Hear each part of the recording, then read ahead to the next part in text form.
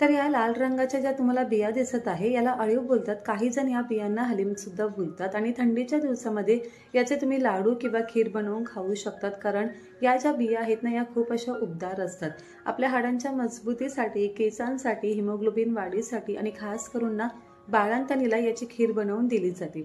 इथे आपण अळीवाची मस्त अशी खीर बनवणार आहोत, ते पण गूळ घालून, आणि छान मोकळी मोकळी ही खीर होते। काय असतं की अळीव ना हे थोडे चिकट किंवा गिळगिळीत असतात, त्यामुळे ते जे आपण भिजवून त्याची खीर बनवतो ना तेव्हा अगदी ते मस्त मोकळे मोकळे होतात। यामध्ये एक खास पदार्थ घातला आहे जेणेकरून ही खीर अगदी लहानांपासून मोठ्यांपर्यंत सगळे आवडीने खातील। गूळ घातल्यावर सुद्धा आपली खीर ही फाटली नाही, त्यासाठी एक छोटीशी ट्रिक आपण वापरली आहे।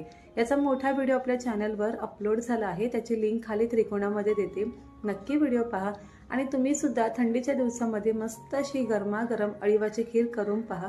रेसिपी कशी वाटली हे कमेंटमध्ये सांगायला विसरू नका। धन्यवाद।